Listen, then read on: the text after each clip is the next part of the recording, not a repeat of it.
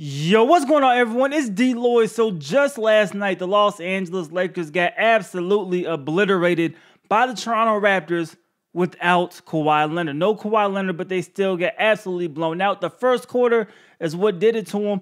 They ended up losing the first quarter 47-17, I believe the score was. But at one point, they were down 40-10 in the first quarter. They got outscored by Serge Ibaka by himself in the first quarter. Things did not look good at all, especially defensively. Didn't help that they weren't knocking down shots. And, of course, the Toronto Raptors were making everything, but still they looked absolutely terrible. They did manage to outscore Toronto in the final three quarters, but like I said, you dug yourself that big of a hole. It was too much to come back from. Now, right before the game actually began, of course, Magic Johnson, he basically confirmed that Luke Walton will remain the head coach for the rest of the season unless something crazy happens, which he says he doesn't see happening. Now, people are now asking, was that a false sense of security for Coach Luke Walton? To me, I believe Luke Walton is going to be the scapegoat no matter what happens this season for the Lakers. Anytime they have a rough stretch, Luke Walton is going to be to blame. Now, to me, do I think Luke Walton should be let go right now? No. I think Luke Walton is doing a decent job. No, he's not the best head coach in the world. He's certainly not the worst head coach in the world. They're trying to figure out a lot of these things when it comes to the lineup and the defense. That is the problem.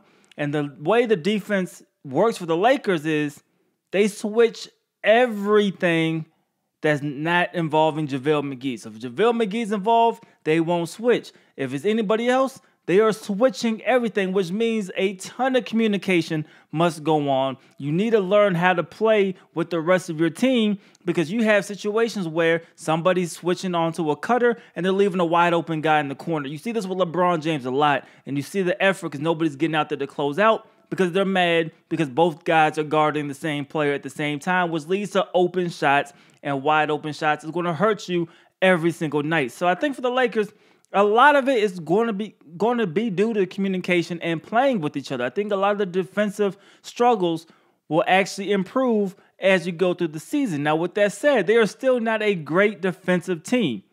That's what Luke Walton needs to figure out who needs to be on the court. But the reason why I say he's going to be the scapegoat is, there's a lot of politics and a lot of stuff that goes on in sports in general, but especially with this Lakers team. Brandon Ingram, to me, should not be starting. I'm sorry. I know a lot of people keep believing in the Brandon Ingram hype. He is not that guy. He's a good player who I think will be good on a lot of teams, but he is not the second coming of anything. I don't understand how people in general compare him to a Kevin Durant just because they look similar, completely different games. Kevin Durant can shoot. We know Brandon Ingram, he's not really trustworthy when it comes to shooting the three. He can knock him down every now and then, but he's not trustworthy when it comes to shooting that shot. He hasn't been performing that well. The box score shows differently, but they're getting up a lot of shots. Of course, people will score points.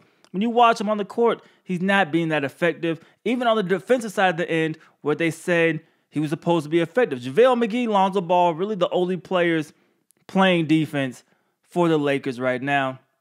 I don't think Brandon Ingram should be out there. But as long as Magic Johnson, Rob Pelinka, everybody else in Lakers Nation believes Brandon Ingram is that guy, you are forced to start him. I think he'll be way better off coming off the bench with the second unit where he could go into ISO ball, which he likes to do. Because right now it's either Brandon Ingram goes ISO or LeBron James goes ISO, and the other one is just standing in the corner when it's not their turn to go ISO.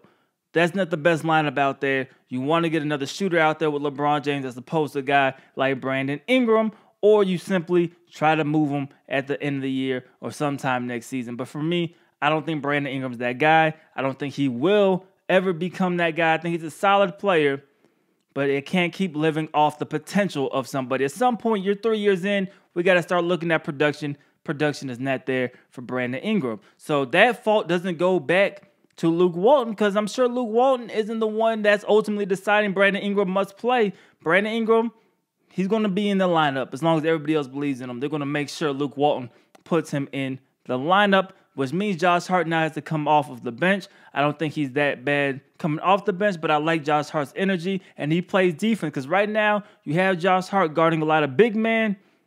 I like the intensity he plays with, but you don't want him guarding big men off of switches the entire game. That's where I think Tyson Chandler will definitely improve things defensively. He'll help some of these young guys out, and hopefully he can help them communicate on the defensive side of the basketball, which should, stop a lot of the issues they're having defensively. Well, at least calm things down defensively. Offensively for the Lakers, they're just fine. Yes, they have some games where they have a bad shooting night. They're not a great shooting team anyway on paper, but they're getting the job done. They're putting up a lot of points, but you have to figure things out defensively, especially in late-in-game situations where the Lakers start giving up a lot of leads. The game slows down. Each possession counts, and that's what the Lakers are struggling. It's going to be the same way in the playoffs when the game slows down. Each possession counts.